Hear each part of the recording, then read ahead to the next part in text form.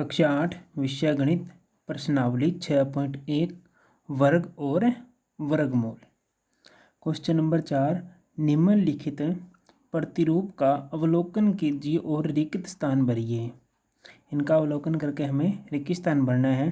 जैसे इसने कहा है कि 11 की स्क्वायर 121, 101 की स्क्वायर 10,200, इस प्रकार ये संख्या दे रखी है और हमें ये रिक्त स्थान की पूर्ति करनी है कि यहाँ पर और यहाँ पर क्या कौन सी संख्या आएगी।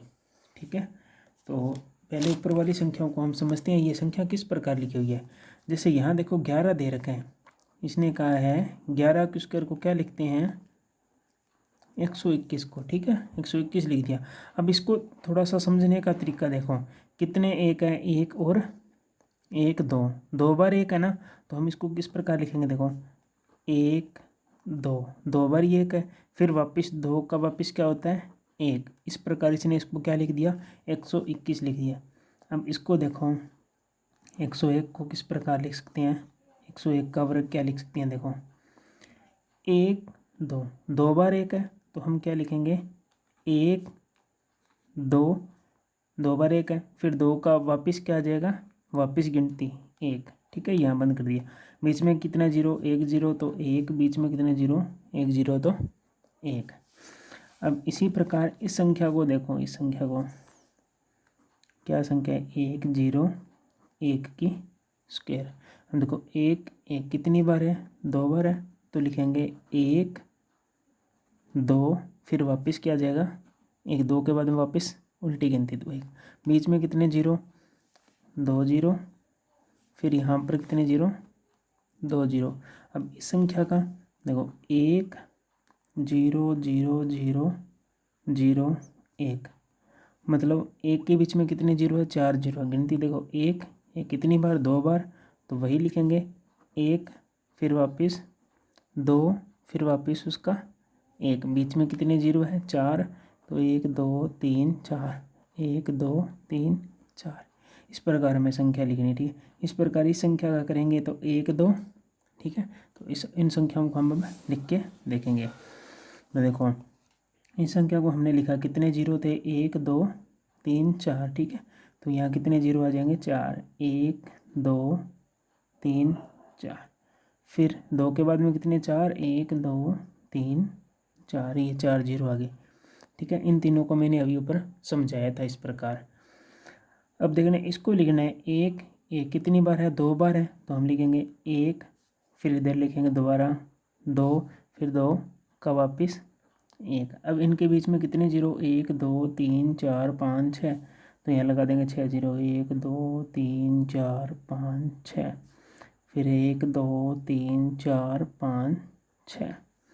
मतलब कि एक गिनना कितनी बार आया है, फिर उसी संख्या को उतनी बार तक बढ़ाकर फिर वापस। ठीक है, क्वेश्चन नंबर 5, निम्न प्रतिरूप का अवलोकन कीजिए और रिक्त स्थानों को भरिए। तो हमें ये प्रतिरूप दे रखे हैं, इनका भरना। जैसे इसने लिखा है 11 को 121, 101 को वही संख्या। ठीक है, तो इनको मैं आपको समझा रहा हूँ। देखो वही 11 की स्क्वायर है तो एक एक दो बार है, तो हमने इसको लिखा एक, फिर दो बार है तो दो, फिर वापस एक उल्टा। अब 101 को लिखेंगे एक एक दो बार है तो एक, फिर दो, फिर एक, बीच में कितनी जीरो, एक एक, तो एक एक लगा दिया।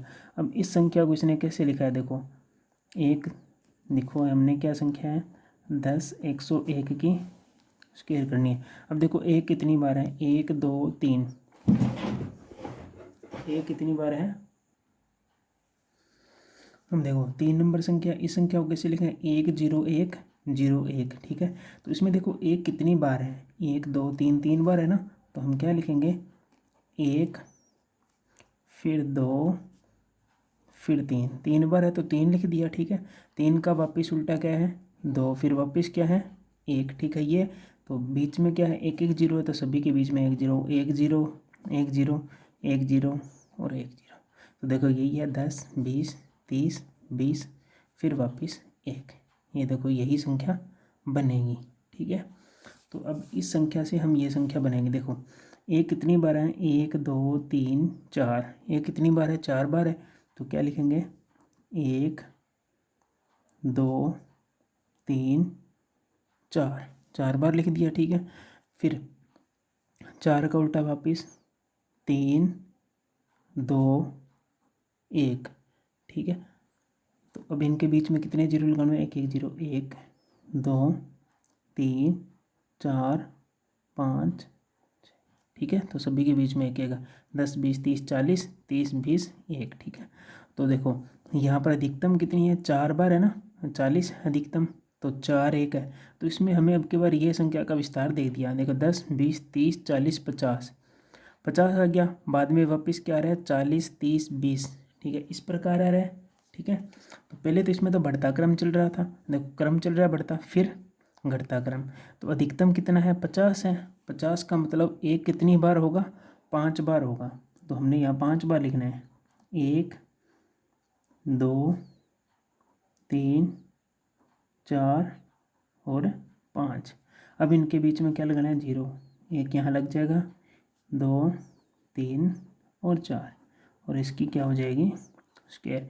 इस संख्या का वर्ग करेंगे तो ये संख्या जाए, क्योंकि 3 4 5, 5 1 है, तो 1 2 3 4 5, 5 तक बढ़ेंगे, फिर वापस 4 3 2 1, फिर बीच में एक एक जीरो लगाएंगे। तो इस प्रकार इनका क्या करना है, हमें विस्तार करना है। क्वेश्चन नंबर 6, दिए गए प्रतिरूप का उपयोग करते हुए विलुप्त संख्याओं को प्राप्त कीजिए। जो संख्या इनमें ये विलुप्त है ना, जैसे यहाँ पर एक संख्या विलुप्त है, यहाँ संख्या विलुप्त है, यहाँ विलुप्त है और यहाँ विलुप्त है, इन संख्याओं का हमें मान ज्ञात करना है कि यहाँ कौन कौन सी संख्या आएगी। उससे पहले हमें जो संख्या दे रखी है ऊपर वाली, उनको समझना जरूरी है। देखो यहाँ दे रखा है 1, यहाँ उससे आगे वाली संख्या दे रखी है जस्ट 2, 1 2, दोनों की गुणा कितनी होती है, 2, तो यहाँ आ गया 2, ठीक है। और इस 2 से अधिकतम अंक क्या हो जाएगा, 3, बढ़ता हुआ क्रम 3, तो उसकी स्क्वायर। देखो इनको समझेंगे, यहाँ कितना है, 2 है, 2 से 1 अधिक 3 आ जाएगा, इन दोनों संख्याओं की गुणा यहाँ आ जाएगी, 2 की 3 से गुणा की कितना आया, 6, तो 6 यहाँ आ जाएगा तीनों की स्क्वायर, और 6 से 1 अधिक 7, तो 7 की स्क्वायर। मतलब इनका योग करेंगे तो ये आएगा, जैसे देखो इसको हल करके बताऊँ, जैसे 1 का वर्ग किया 1, 2 का वर्ग किया 4, फिर 2 का वर्ग किया 4, 4 4 8 1 9, कितना आया 9, 9 किसका वर्ग होता है, 3 का वर्ग, तो बराबर 3 का वर्ग। अगर इसको हल करेंगे तो यहाँ क्या आ जाएगा, 4 की 2 की स्क्वायर 4, तो मतलब 4, 3 की स्क्वायर कितनी 9, 6 की स्क्वायर कितनी 36। अब इन सभी को जोड़ेंगे तो क्या आएगा, 49 आएगा, और ये किसकी स्क्वायर होगी, 7 की, तो यहाँ इस प्रकार आ जाएगा।